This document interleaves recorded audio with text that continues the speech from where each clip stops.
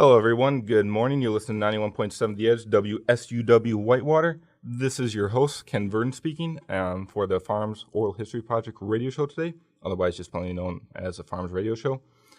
And we have a special guest today, so I'll be introducing him soon. But first, I'm just going to do a little bit of cleanup.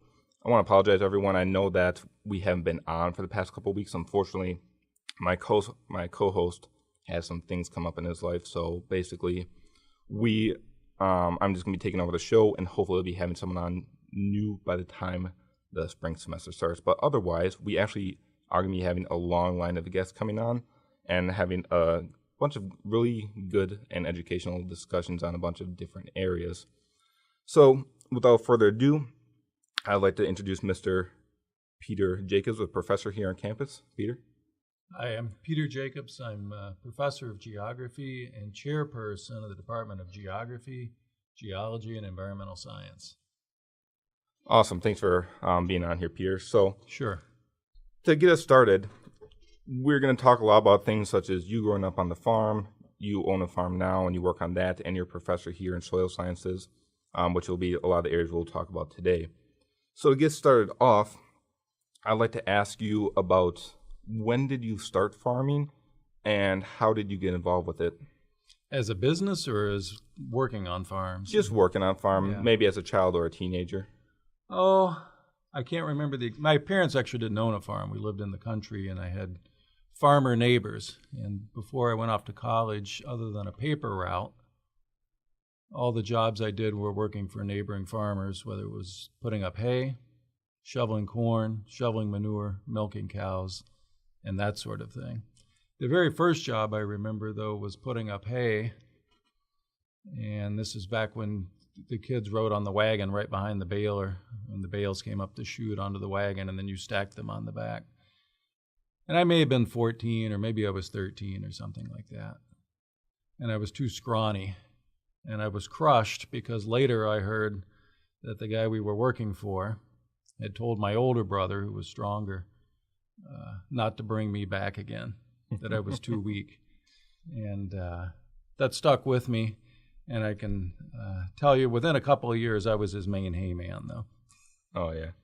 Would you ever imagine yourself doing that as growing up, or just kind of something you fell into? Is it something you enjoyed or kind of glad that's...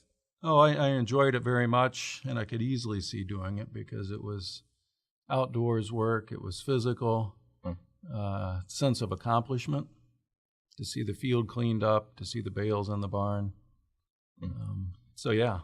And was this in Indiana, if I understand where you grew up, or is this in other locations as well? In Indiana, in Monroe County, Indiana, which is right. in the south central part of the state. Awesome. So I want to start getting into it too as well, how this developed over the course of your life. Would you say that doing this as well really contributed to when you pursued higher education and what you want to do as an adult? Or is this, like, I know you kind of talked about that already, but is this something you really did imagine doing more as an adult too? Yeah, in fact, when I was done with high school, all I wanted to do was run my own farm and had plans of trying to do that, but I didn't have the money and I didn't have the support from my parents. I did take a year off between high school and college and worked full-time on a dairy farm. I did the morning milking and all the chores up until dinner time, supper time, if you want to call it that. And then my mom made me go to college. Made you go to college? Yeah, and so when I went to school, though, I studied agronomy, which is crop and soil science, with a goal of then, when I got out, I'd be able to run my own farm. So what was your first farms you started on, whether it was one you owned or one you just simply worked on? And were you pursuing higher education at the time when you... No, I would have been in high school. I mean, if we're going to go back that far. And they were neighboring farms in south central Indiana, which is mostly woods, but there's a lot of general farms, mostly beef cows. There were a few dairy farms in the county, not like Wisconsin. It was not a dairy state, and certainly not that part of the state. The work I mostly did was, again, summertime work, which was putting up hay, or in the fall helping to get the corn in. So And that was back before there were big combines. In fact, I don't remember anyone in the neighborhood even having a combine with a cab on it. Hmm. And this would have been in the mid-'70s, I suppose. I remember the first ones and some of the first tractors that had cabs on them. I guess they were out when I was first aware, but there weren't that many. And things have mechanized quite a bit since then, and the amount of capital input required has simply skyrocketed. One of the things that was critical, though, in terms of when I went off to college, if you look back in history, 1981 was sort of the nadir of agricultural production. And I'm not enough of a historian to remember all the dates, but in 81 there were tremendous numbers of farm foreclosures, and there were even movies about some of the tough times. And so it just made it financially infeasible for me to even consider doing something like that. I'm sure it put you at a big crossroads during this time and figuring out where you wanted to end up and what you wanted to do. Where you were, like, because I know you ended up moving to Georgia eventually too, and some other areas. There were several years in between there, but yeah. So, are there any other unique experiences you had during this time that really stand out, or whether it's farming or just trying to figure out what you want to do with yourself and pursuing your goals? Oh, that's hard to say. I'd have to think about it, to be perfectly honest. And maybe by the end of the hour, something will occur to me. Oh, yeah. There's lots of memories, but a lot of them are teenage memories, and I'm not sure I want to dredge those up at this moment. Oh, no. And certainly not share them with the public. Who knows what might come back to haunt me. Oh, yeah. Well, you don't have to talk about any of that if you don't want to. I understand completely. Yeah. So, lots of formative moments, though. We'll just leave it at that. All right. And we all have those. So maybe you'll we can move on maybe a little bit. Yeah, maybe you'll think of some fun or interesting experiences you had on the farm or just going to school and whatnot. That's you're willing to share, of course. So for your young adult years, as you started becoming more independent with yourself, what were the first steps with that, and where did you end up? Whether it's for working or going to school or just moving away from the homestead? I'm not sure how to answer that, Ken. In fact, I might even ask you to rephrase the question a little bit, because when I was a kid, it was a big deal to learn how to drive. Okay. And to have a set of wheels, and then to be able to drive around and go places and do things. And I see that less and less with kids these days. I know my son in particular has no interest in driving, doesn't want to own a car, was in no hurry to get his license and so forth. But we were there the first day we could get a license and trying to round up a set of wheels so that you could. You just have an interest in automotives and then just driving around? No, just getting out and about and doing things. Just more of that freedom? Yes, absolutely. So.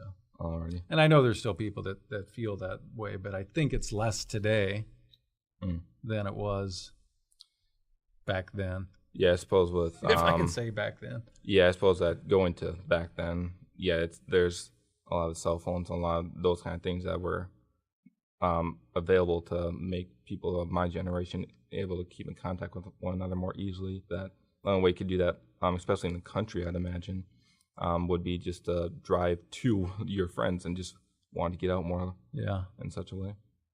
So, did you have any areas that you really were maybe hangout areas or areas you got I'll tell you what we like to do was to go to Monroe County is in the middle of the building stone belt. There's 2 counties in south central Indiana that are famous for their building stones. In fact, we have some here on campus, the Indiana limestone.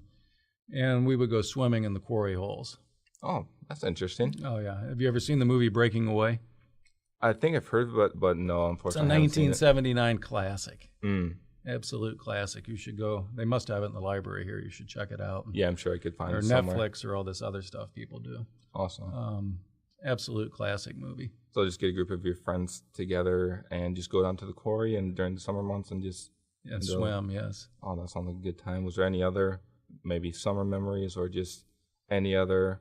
being in the woods. I was a Boy Scout too, so I love camping, love hiking in the woods. Oh, okay. Just being outdoors in general. You want to tell me more about that? I don't know what there is to say other than lots of woods in southern Indiana, and it's great to be out in them. Yeah, I've been down there before too, and it's a really nice area.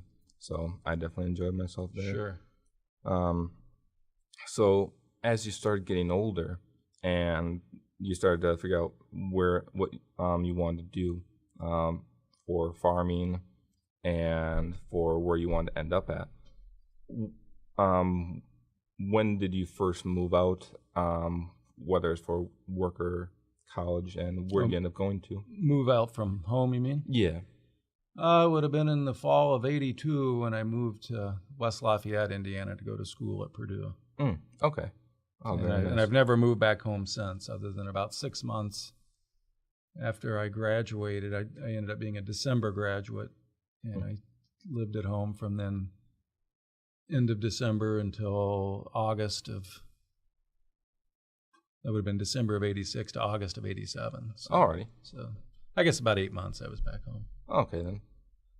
What made you choose somewhere like Purdue? Just the notoriety of it, or is there anything there specifically? Well, it's the ag school in Indiana. Okay. Yeah, I wasn't familiar with that too. Yeah. So. No, the state school system, state university system in Indiana is a little bit different than Wisconsin. They're not all affiliated in a big system like at UW, or in the UW system, where we're all state universities of some sort, whether it's 2-year, the 4-year comprehensives, or the big flagship universities at Madison and Milwaukee.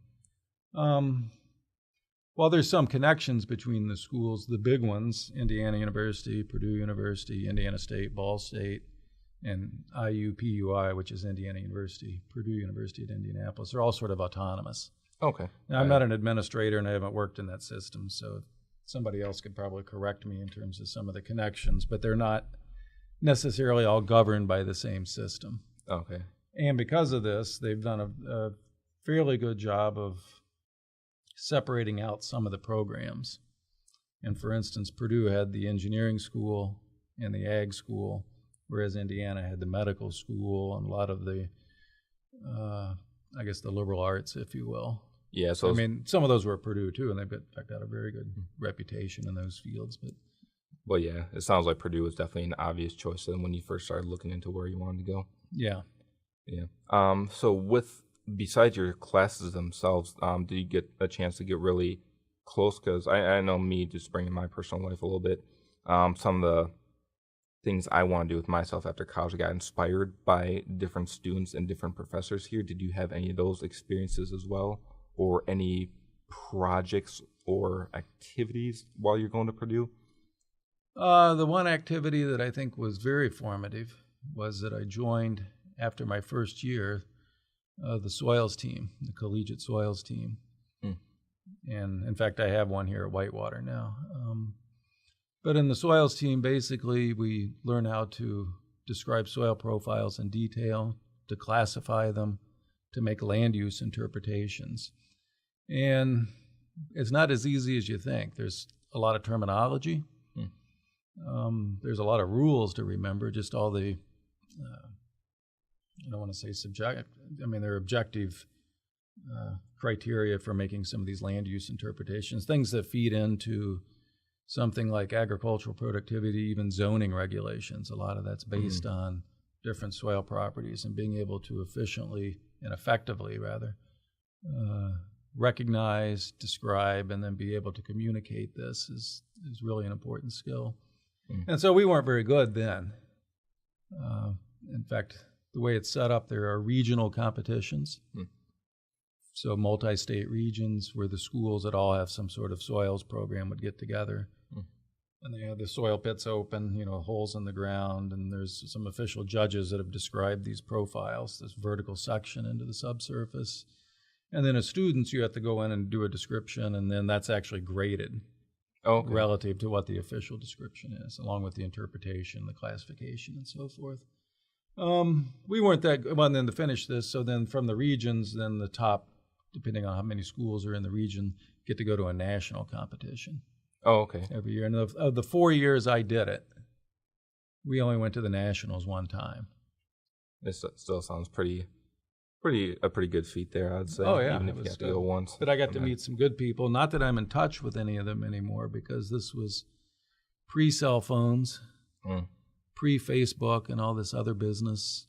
And we all went our separate ways, as we graduated. And I know where a couple of people are, but I'm not buddies with them, and I don't necessarily keep up with them. Okay. But nonetheless, at the time, we were good friends. Okay.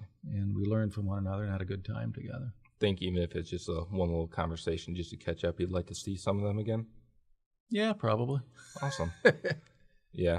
You did. I'm too busy. I keep moving forward. I don't. Yeah, I Can't know. look back. Once we can start talking about all the things you do right now. Yeah. I think people definitely have a good understanding of that too. And But why in terms you're- of formative experiences, just to cut you off, I think that was probably a big one. And I also I stayed around campus during the summer months and worked in some of the labs. Oh, okay. Because it's an R1 school with a lot of research. And so I worked at least 2 different summers in one of the labs. And so then got to work with some of the graduate students and the other faculty. Alrighty. Yeah, that's really awesome. Yeah, it sounds like it's definitely your first big experiences to help you really just know what you do now, and your first attempts at least at doing these competitions and whatnot that can help you lead it now. Right. I'd like to touch that up on a little bit once we get to what you do now, but first I'd just like to know too a little bit more about how you ended up here at Whitewater, and how you ended up teaching here too and having a farm in the area. So in between your young adult life and getting to around here when you started up in the area, where were you at? Where you located? What other experience did you gain? I know that's very broad, but more of whether it's farming or just more of soil science. Yeah. Well, towards the end of my undergraduate time, job market wasn't that good. It never is, it seems. But it wasn't that good. And so I was thinking about options of where to go to work. And it was suggested, and I'd been working in some of the labs, that maybe I look into going to graduate school. And again, I'd worked with some of these graduate students in the research labs at Purdue, and so I thought, yeah, that would be a neat thing to do. Okay. And so I talked to some of my professors, and we came up with some places to apply to. And what I was getting interested in by the end of my undergraduate career was bringing in geology and ice age history into understanding the origin of soils. Oh, that's really cool. Yeah, and so then I was I applied to several different places, but there were 2 in particular that I ended up applying to with most gusto or having hopes of going. And one was at the University of Illinois to work with someone there who later turned out to be a mentor. I didn't go to Illinois. A good friend. He's retired now, but we still keep in touch, sort of. And then the other place was at UW-Madison, which at the time was, I think, with the right decision that I got in. I went there. And it was probably one of the strongest programs for doing this sort of thing, soils, ice age history, to tie that together at the time. And they still have a strong program, although some folks have retired and they get replaced with people with different emphases and so forth. But certainly when I went there, it was a great time. Yeah, I know it's definitely well known for a reason, and it's definitely one of the best colleges in the state too. So it sounds like a very good choice. You ended up going there as well. And they let me in, so. Yeah, that kind of helps. So when you went to UW-Madison, along with understanding more of this soil science and it's involved with the Ice Age, yeah. Did you end up doing a lot of what you did at Purdue, but just almost more of the next level, I guess, and along the area of what you wanted to do? Well, it was a little bit different because at Purdue I was in the agronomy department, and in order to meld these 2 things together, this Ice Age history and soils, I actually ended up switching disciplines and went into the geography department. And while I was still taking courses in the soil science department at UW-Madison, my office, my teaching assistantship, the research lab I was working in was in the geography department, and I was bringing more of the Ice Age history into that at that point. And so with the soil sciences area too, since we've been talking about it for some time, there might be something like, obviously it's the study of soil, but is there any other way you would define these kind of studies and what it might be useful for?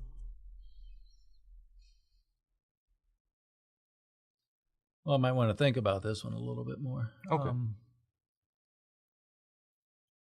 I'm not sure. There's so much I could say, and I'm not even sure where to start. You kind of stumped me on this. Okay, well, Soils are incredibly useful for a variety of things, not just as a growing medium, but also as a recorder of the environment. alrighty. The environment that has been in existence at a location for decades to centuries to even millennia.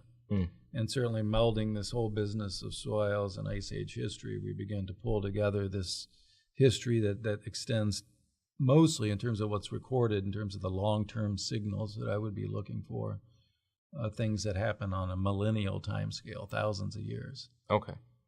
And so I take it that, especially on the topic of the Ice Age, how does that get involved with the soil? Because I know some about it, such as a lot of Wisconsin is shaped by the Ice Age, especially like the Drumlin and Moraine and all those areas. So what part does Ice Age come into play when it comes to soils? The word we use, and it's an old word that in some ways doesn't make sense, but it's entrenched in the literature, we say, and the word is parent material. And in early conceptions of soils, the idea was that certain rock types or sediment types gave rise to the soils that were above them. Okay. Almost like they were parents, but what makes it outmoded or nonsensical is that soils actually don't reproduce, so they're not really parents. If that makes sense, they don't pass on their genes. Oh, okay. So parent material in that sense doesn't make sense, but what it's referring to is the type of sediment that soils have developed into, and we need to recognize that soils that mantle our landscape out here today have evolved from these Ice Age sediments, whether it's sediment deposited directly by glacier ice, we call that till, water-washed material like outwash, it's sandy and gravelly, fine clay-rich muds that settled out in glacial lakes. All these things impact the character of the soils that have developed into them. And that's where this whole business of parent material came from, because the soils, while their characteristics have changed in the millennia since the end of the Ice Age, whatever those Ice Age sediments were tended to give rise ultimately to the character of the soils that are underneath. And so really then soils are, the character of them, especially in terms of their particle size with characteristics, whether they're sandy, clayey, have boulders in it, no boulders, things like that. That's all fundamentally a result of some of the Ice Age history at the landscape. Even though since the ice has been gone, the area has been revegetated, minerals have been weathering, things have been reorganized, and those sediments have changed, and they've turned into what is today the soil cover on the landscape. Oh, that's very interesting. I didn't know that it worked like that. Yeah, and then what's even more interesting, and what I was doing when I was in graduate school, is if you think about the area here around Wisconsin, the ice was here, say, over the Whitewater area, advanced over around 25,000 years ago, had melted out and freed up this landscape around 16,000 years ago. Well, in the past 16,000 years, the drumlins are still here. There's still sandy outwash plains. There's old lake basins and things like that. The processes that made those are no longer acting, but the vegetation recolonized. It's been rained on. There's water moving through these materials for the last 16,000 years, and that's produced changes that are manifested in the different layers and the properties of the soils we see.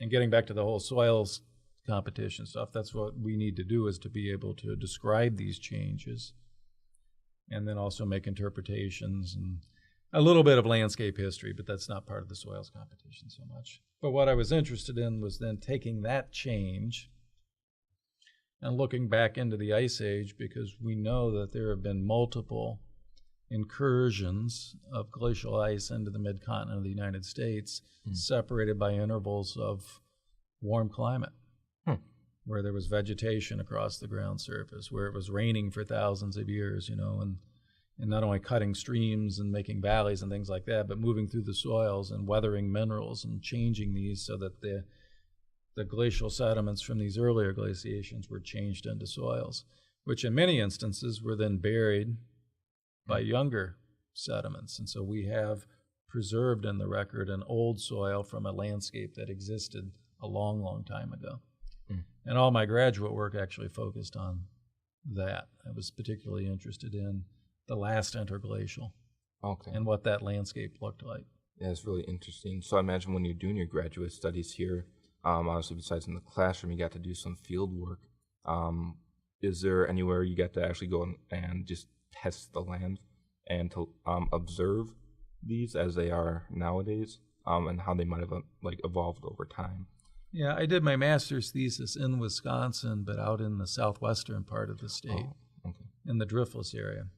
And the driftless area, I don't know if you're familiar with that term and the geographic distribution of it and its significance, but it's an area mostly in southwestern Wisconsin, centered on around, you could say, Dodgeville, that part of the world. So circle around that. Extends a little bit into far northwestern Illinois, and it extends literally to the Mississippi River. Oh, okay. And we have zero evidence that glacier ice has ever been in that part of the state, which is an interesting thing. We can talk about why in a few minutes here and why it was recognized. Glacier ice has never been there, so the ice didn't override it to bury anything, nor to erode away. Because when a glacier is actually overhead, there's a lot of freezing and thawing and mixing of sediment at the base of the ice that tends to churn up and erode away and destroy any evidence of former landscapes beneath it. And then it just lays out this new veneer of sediment. Well, in the driftless area, that's not the case. No ice has been there. And so as it turns out, there's another sediment type I didn't mention before, but one that I mostly work on, which is called loess, L-O-E-S-S, which is windblown dust. And windblown dust, we know from around the world, but certainly in the Midwest, is intimately associated with climates of glaciation. When it's dry and there's strong winds, when there's ice, say in the Great Lakes area, it creates lots of storms that are moving along. Basically, the polar jet stream has moved south, so lots and lots of storms. And it moves this dust, which can settle out and be trapped in landscapes that are vegetated. And out in the driftless area, in some regions it was barren and the dust kept blowing, even blew down almost to bedrock in some instances. But in other areas, this dust can pile up. And it piles up during glacial episodes, and then during the interglacial is when soil formation changes that loess material, just like it's changing glacial sediment out in the glaciated areas. And then during the next glaciation, there's more loess that's blowing in and can then bury and preserve that past landscape down beneath a new, younger package of sediment on top, which then gets attacked by nature. Okay. A phrase I like to use to change the sediment from its raw form into the soils like we see on the landscape today. Oh, that's really incredible how that process works.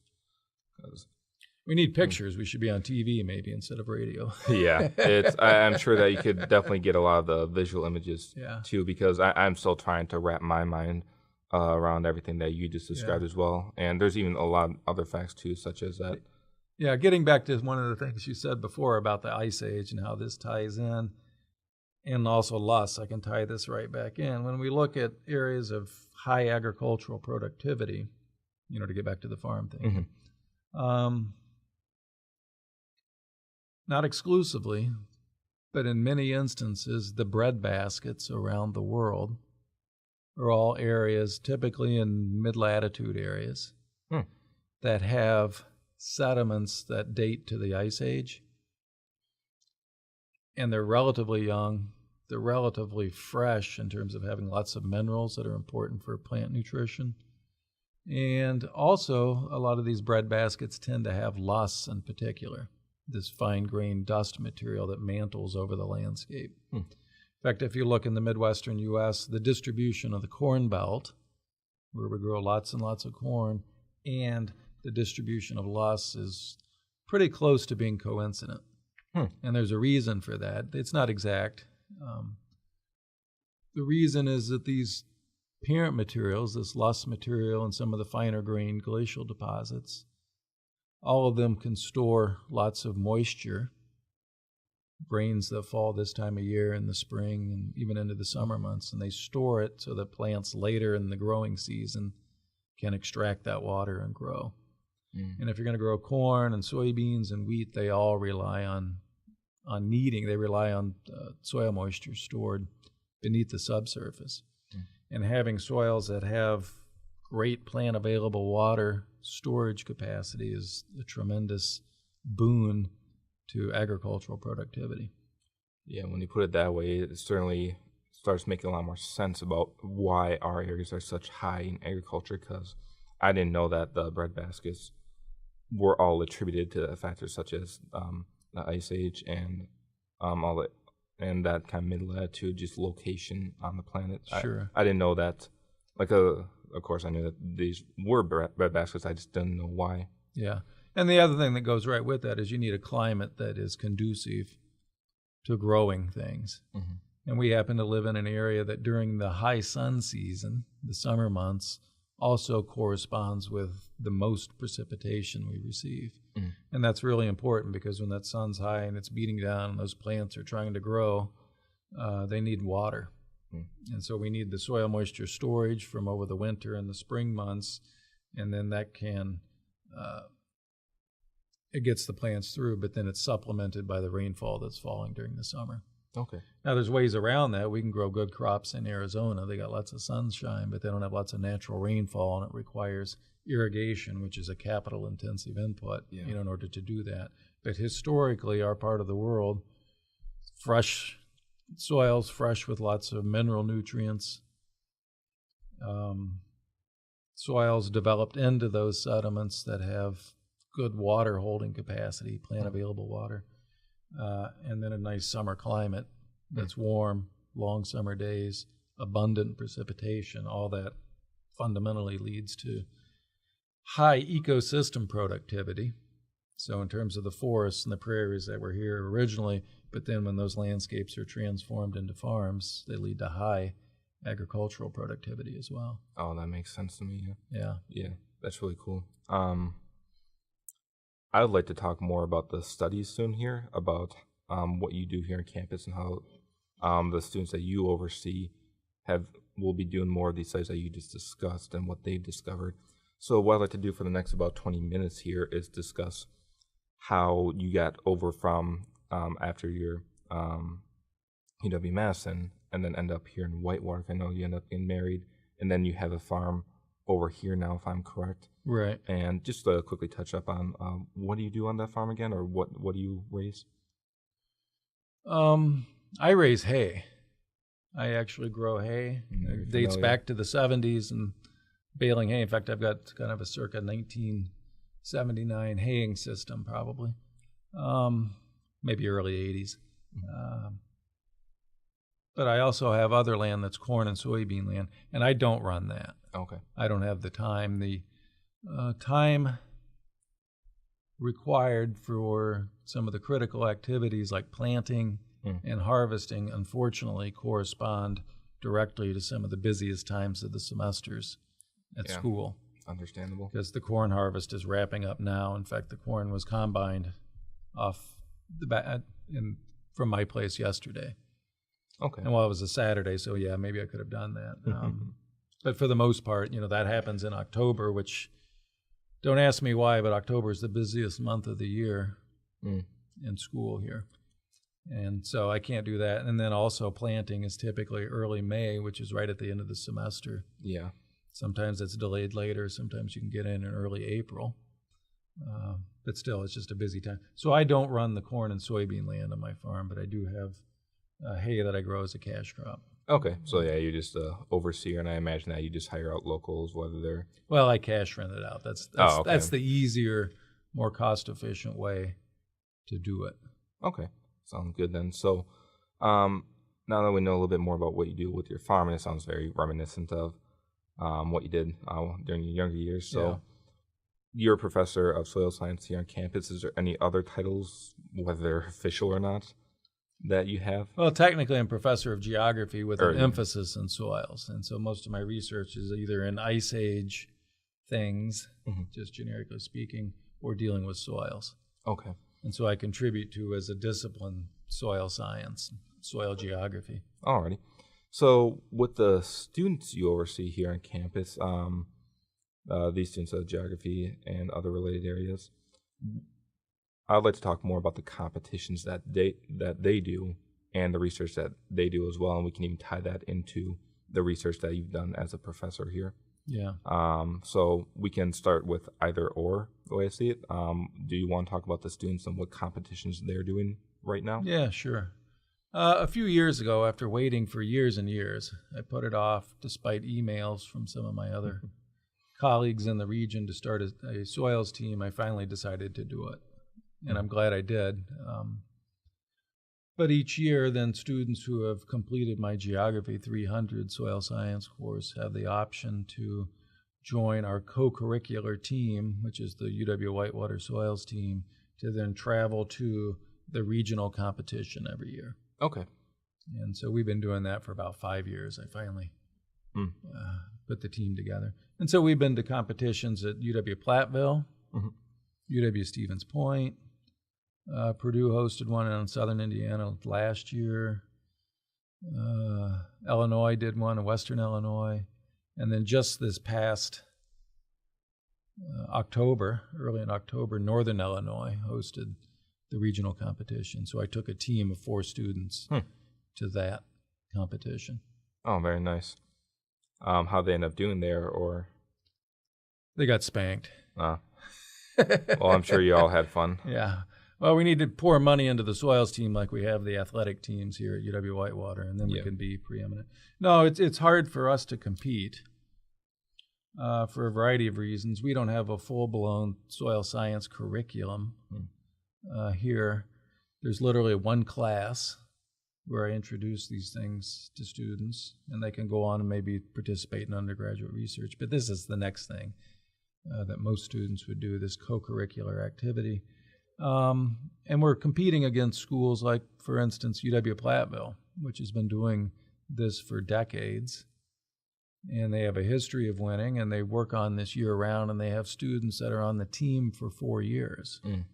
And trust me, it's hard enough that you can't get it all figured out in 1 year in terms of knowing some of the, I'll just call it the rules of the competition. The rules in terms of how to behave are easy enough, but in terms of all the jargon and the nomenclature and physically being able to recognize, because a lot of kids start looking at this and it's just a bunch of dirt, right? Yeah. Sometimes it's black, sometimes it's brown, sometimes it's reddish brown, but to see how this is all organized in the subsurface and then to effectively describe this and then make the interpretations, it doesn't come overnight, and it takes multiple years. And so I have students, they're one and done, as we say. They get to do this one time. They learn a lot, and they get to travel to a different area in our region to look at those soil landscapes and see how things differ. It's a tremendous eye-opening experience for most of these students. But then we can't compete against schools like Purdue that have students that have been doing this for 4 years. And many of them there, for instance, come out of high school land judging competitions and things like that. So they've had lots of years at least getting into this sort of thing. So Whitewater always gets spanked. Yeah. Yeah, it's definitely one of those situations that you definitely got people like It's almost embarrassing. Why are you asking me about this? Yeah, well, I would say that you definitely got smart people here and people that know more than enough on the topic to educate these students. So you just need more resources and students that more time. Yeah, really more is what we time. need. And I'm sure that maybe he won't be the new Purdue here, or we won't be a new Purdue on this area, but at least we won't be getting spanked. Yeah, that's right. And interestingly, UW-Whitewater, it's our turn to host the competition next fall. So I'm about to set the dates, but it'll be a weekend in October, somewhere from the 1st to the 3rd weekend of October. And there'll be kids, there'll be probably 8 different schools that will show up and bring 70, 80 students, something like that. And it'll be good. Okay. A big job to put it all together to host these folks, but they'll get to come to the Whitewater area and see our soil landscape and experience some of the things that we see around here on a regular basis. Yeah, and maybe I'll throw a few curveballs at them too. Yeah, we certainly have a beautiful campus and beautiful area around here just to really show off. So we have that going for us, certainly. Right. And let's hope for some nice weather like we're having outside today. Yeah, so knock on wood. Let's just hope that this stays this way. And yeah, I don't know if we're supposed to have a warmer winter or not. I haven't checked the Farmer's Almanac. That seems to usually be right. But regardless, so with a lot of students that do these competitions, I'm sure that a lot of them are in your classes as well, or your class. What activities do they get to do with your class, and they get to learn? I don't know. I guess. All kinds of stuff. Sometimes more things than other things. I don't want to talk about homework exercises necessarily, but they. I didn't know if they do any like field work or if you have. I'll mention one particular field experience that students get to do. Sometimes I change it up, but in the last couple of years, I have students doing some field work where they can bring in their GPS and GIS experience from their other geography classes into the soil science class. And I send them out to the nature preserve, to Friars Woods, which is a nice 40-acre woodlot that we're fortunate to have adjacent to the campus, so we don't have to have buses to travel there, things like that. Yeah. And we use the GIS, the Geographical Information Systems, the computer mapping software, to randomly generate sampling points in the woods. And the students have to navigate using GPS to find these sites, and then they have to get there and do site description. They have to collect some sample and do a modest description of at least the topsoil characteristics, and then collect a sample, which we do bring back to the lab to do an analysis. And then all this information gets put into this computer mapping program, this GIS, and then we can generate these contour maps, if you will, but contours not of elevation, but of things like soil organic carbon values, pH values, A horizon thickness, or topsoil thickness, and a few of the other variables that they collect. And that's a good sort of capstone project for this one particular class. Okay. And I think the students that do well at that, in terms of enjoying it and do a nice write-up, are often the ones that decide the next year to join the soils team. Oh, because that's always a fall competition. Yeah, that's awesome. And that's getting back to the soils team. Another reason we get spanked is we only practice for 3 or 4 weeks, one time a week, prior to going to this competition. And some of the other schools keep this going year-round in terms of having a spring course, and they'll be getting credit. But I just run it as it's a co-curricular is the fancy word, but extracurricular sort of thing. Yeah.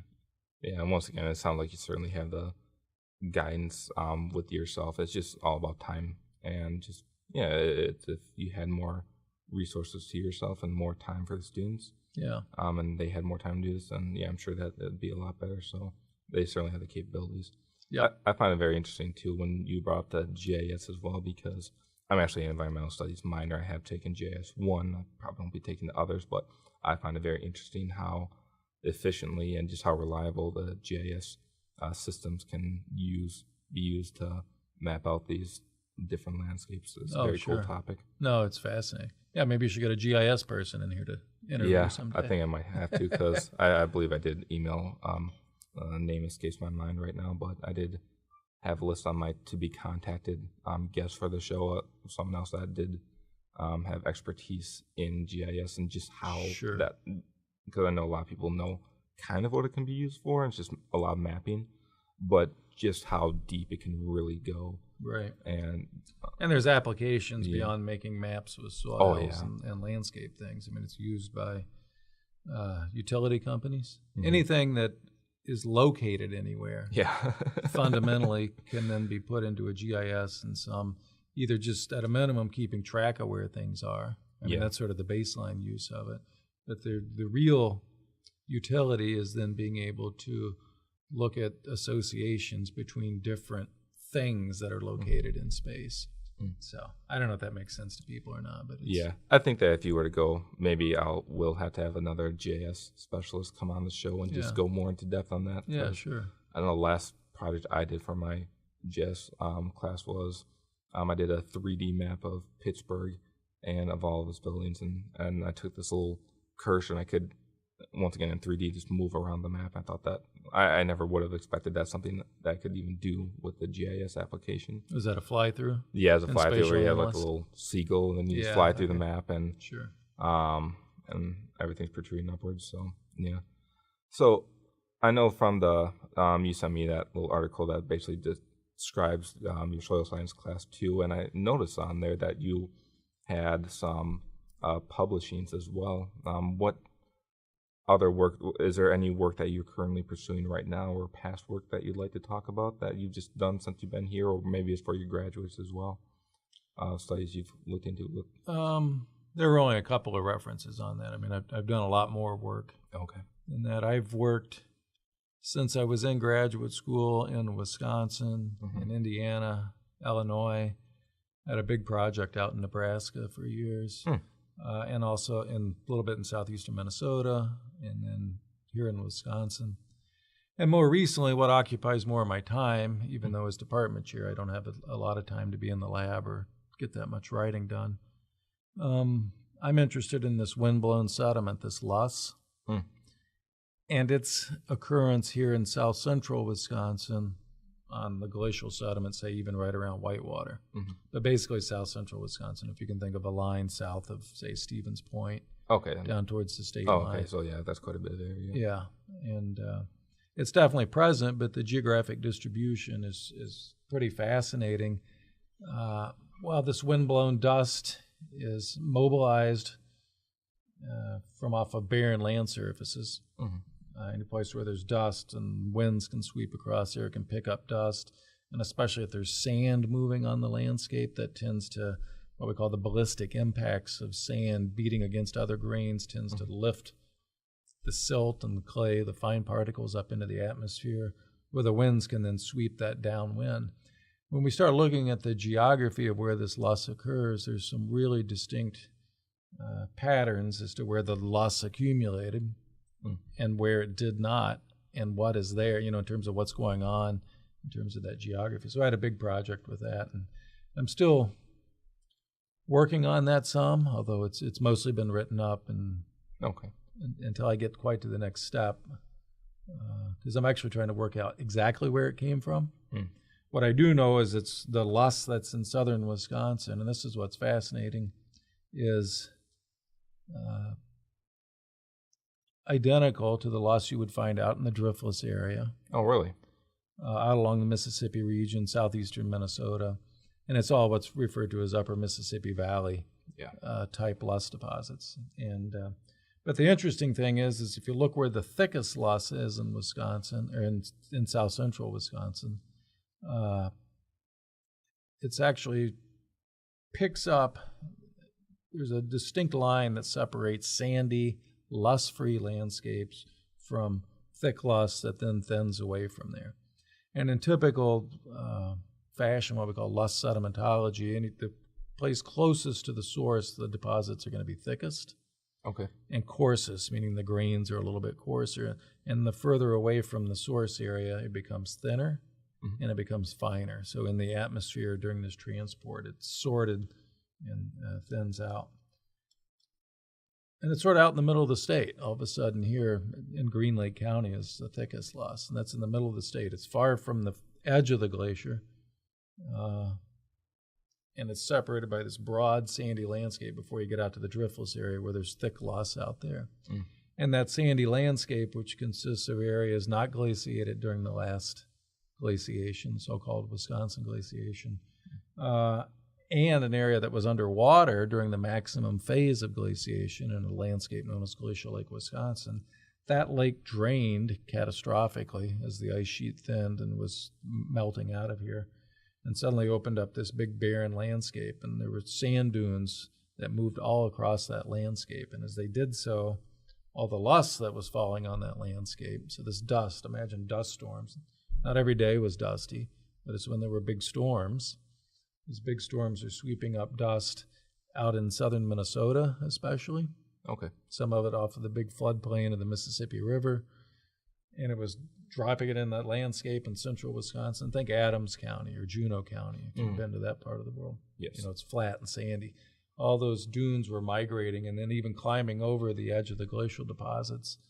And it was only where they got to a topographically high area that we call the Oniota Cuesta, I can explain that in a minute, Okay. where the sand dunes couldn't climb up, that then the dust began to accumulate. And it was actually a really fascinating thing, and I used GIS, just mapping out what we knew from the soil maps that had been made, because the soil maps identified the parent materials, the different sediment types. And so we could do the GIS work first to then line up a sampling system. And then, but it was still puzzled, why is there this big loss-free area in between? Because what's interesting, to get back to this whole thinning pattern, if you go from southeastern Minnesota across the Mississippi River, across the driftless area, eastward across the driftless area, the loss is thinning. And then suddenly you get to this loss-free area, and then you get up under the central part of the Green Bay lobe, the glacial landscape, and then suddenly the loss thickness picks up again and then thins. And so there was something going on. There was retransport in between in this sandy landscape. And this project that I'd worked on was to work out the geography of that. No one had ever, we'd known there was loss on the Green Bay lobe for 100 years, but nobody had ever done the full geographical analysis and combining it with studies of the sandy, adjacent sandy landscapes to figure out what the mechanism was for why the loss is where it is and as thick as it is in those patterns.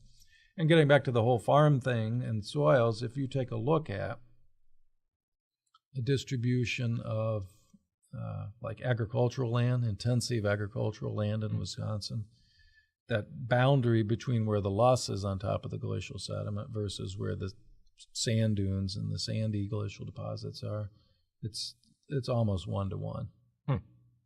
Now, there are some sandy landscapes that are high-value crops where they have irrigation, but without irrigation, those areas wouldn't be, they'd be in jack pine and shortgrass prairie and things like that. So it's actually pretty neat. If you look at a satellite image, you can really see it. And then you overlay this soils map / loss map, I call it, on top, and it's really fascinating. Yeah, that is very interesting, because I know I've been all around the state too, like pretty much almost every county by now. Yeah. And I've noticed, just being at those locations, the difference in the landscape and the soils, but I never knew why any of that was that way. So, and I think that's really cool, that especially up in areas by Green Bay, with increasing loss up there that you mentioned, that is really awesome that you got to be one of the first people that got to really understand why that is the way it is compared to the rest of the state. You know, if you want to know more about it, you need to take my Geography 250 class. I actually was contemplating it. Which is Geography of Wisconsin. Yeah, I think so. We talk about that. Or the soil science class to some degree. I also teach geomorphology, study of landscapes, Geography 310. Physical geography, if you haven't had your lab science course yet. I don't know how many students are listening, but if they're starting to work out their schedules. Definitely check this out, guys. If you're listening right now, then we could do an advising session here really quick. Oh, yeah. Yeah, I think I might just have to take Ecology 101 first, and then I would get right into the meat and potatoes of this. Yeah, sure. So, but yeah, looks like we have about 5-6 minutes left here. Is there any last comments you'd like to make, anyone, whether it's to students or just about what we talked about today? No, I don't. I can't think of anything. I mean, obviously we could talk more. Oh yeah, we could go on. I'm sure you could go on hours and hours. Is anyone still listening? Is what I really want to know. But oh no, I find it very interesting. So I think we've got to learn a lot more about yourself, and what you get to do. And I find it for one very interesting. So I think it's really, really cool stuff that you look into, and I think it's great that you're definitely making all of your best efforts to really contribute to this, and even in just a local scale. And just on a larger scale for the entire state and Midwest. Right. So thank you very much, Dr. Jacobs, for being on the show today. You're welcome. Oh, yeah. So for all of you listening, I'll bring out some music here again for the next 2 weeks. I'll be gone next week, so unfortunately we won't have a show. The week after that will be Thanksgiving, so we won't be having a show because of that as well. But on December 4th, I'll be bringing in another professor of geology. Her name is Juk Bhattacharya. And she'll be talking with me about her experiences growing up in India, coming over to the United States, geology, and climate change. It should be a very interesting conversation, so I look forward to that, and I'm sure you guys will just be holding your breath for that as well. So anyways, thank you all very much for listening. You're listening to 91.7 The Edge, WSUW Whitewater. Have a wonderful rest of your Sunday.